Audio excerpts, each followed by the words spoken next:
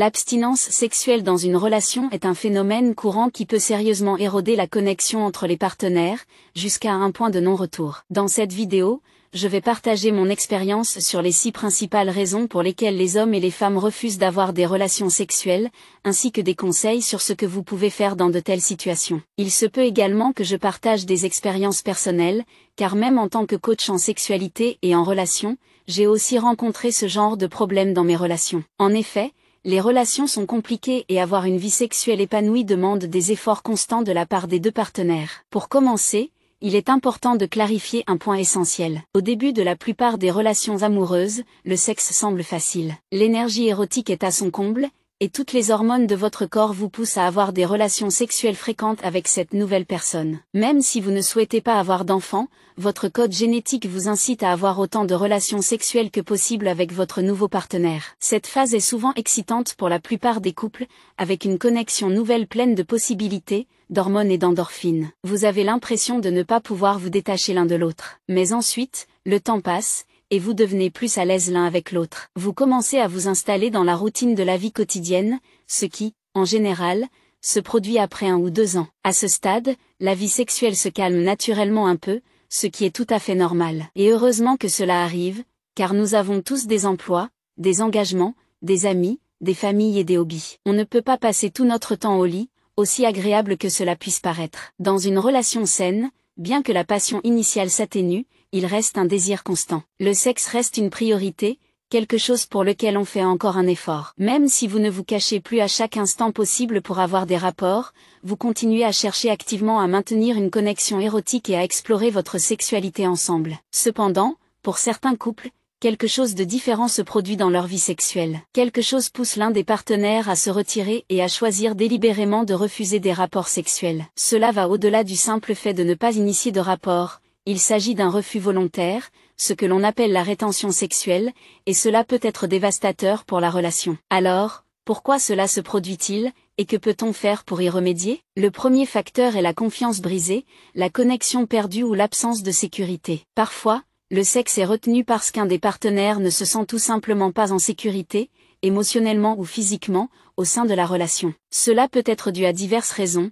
Peut-être que quelque chose a été dit qui a fait que cette personne se sent mal aimée ou non désirée. Peut-être qu'il y a eu une infidélité, ou peut-être que quelque chose a mal tourné lors d'une rencontre sexuelle précédente, laissant la personne se sentir en danger. Quelle que soit la cause, il est essentiel que les 2 partenaires travaillent ensemble pour résoudre cette situation. Car pour apprécier pleinement une vie sexuelle, il est fondamental de se sentir en sécurité et connecté. Si cette sécurité est absente, il est crucial de comprendre pourquoi cette fracture s'est produite et comment la réparer pour retrouver une vie sexuelle épanouie. Avoir une conversation honnête et bienveillante, où chacun est vulnérable et à l'écoute des émotions de l'autre, peut vous aider à déterminer ce qu'il faut faire pour reconstruire cette confiance. Mais bien entendu, cela est plus facile à dire qu'à faire. Cela demande un effort immense, digne d'un héros grec antique, pour réussir à surmonter ces obstacles. Il faut de bonnes compétences en communication, de l'humilité et la volonté de regarder nos propres erreurs en face. Le deuxième facteur qui peut entraîner la rétention sexuelle est le ressentiment ou une douleur non résolue. Parfois,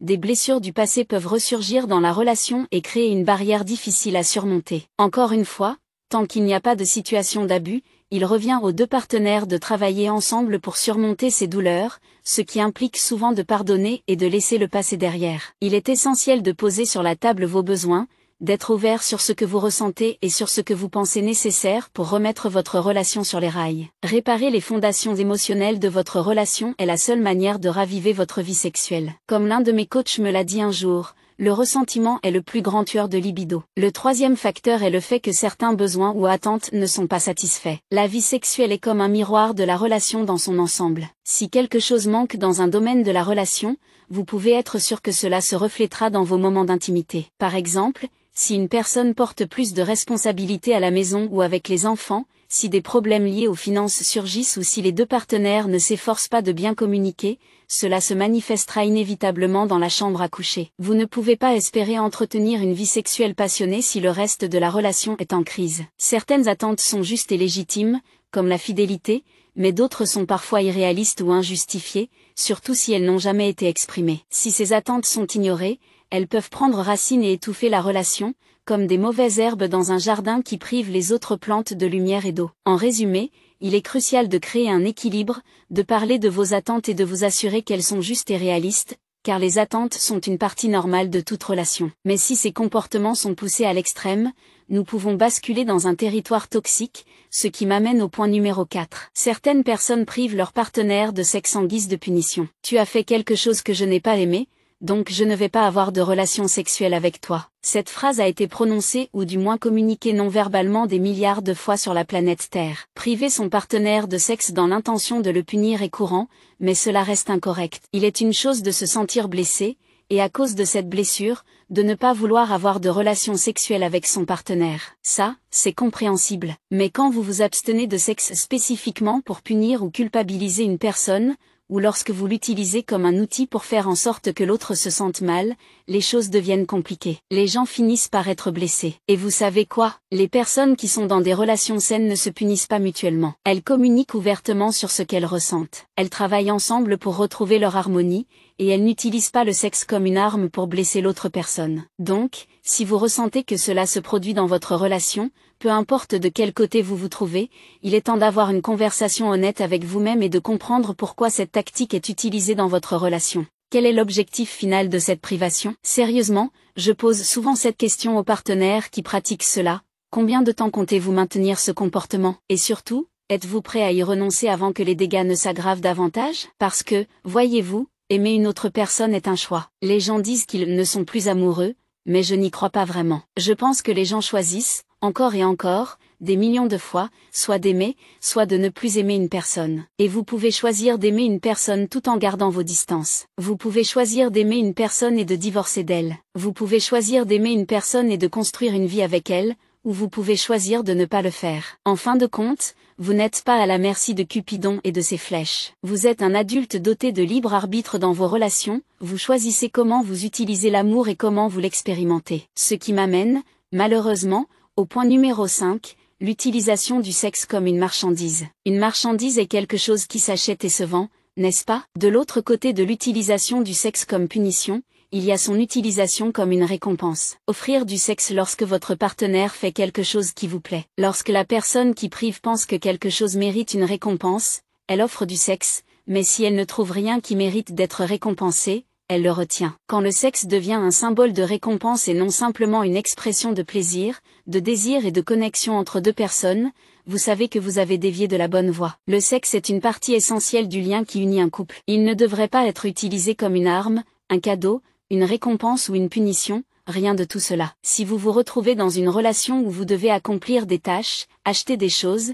aller à des événements ou quoi que ce soit d'autre pour gagner du sexe, alors vous devez chercher de l'aide. Cela m'amène au dernier point, le numéro 6, qui est la manipulation. Certaines personnalités, notamment celles ayant des tendances narcissiques, peuvent utiliser le sexe pour maintenir un pouvoir dans leur relation. Et malheureusement, il existe de nombreuses personnes qui donnent et retiennent le sexe de manière stratégique pour garder la main haute dans une relation. Cela est dangereux, non seulement parce que la personne qui en est victime peut se sentir indigne, non désirée, ou aimée et validée selon les caprices de son partenaire, mais aussi parce que cela crée un sentiment d'inégalité, une absence de sécurité émotionnelle dans la relation. Il est important de mentionner que toutes les personnes qui privent de sexe de manière toxique ne sont pas toujours conscientes de ce qu'elles font. Même les comportements les plus blessants sont souvent issus d'une tentative déformée de gérer notre propre monde intérieur. Mais peu importe si le partenaire qui prive essaie ou non de manipuler ou de blesser, il est toujours essentiel de se défendre. Votre vie sexuelle est importante. Avoir une vie sexuelle saine dans votre relation amoureuse est primordial. Si c'est ce que vous voulez, cela compte. Car,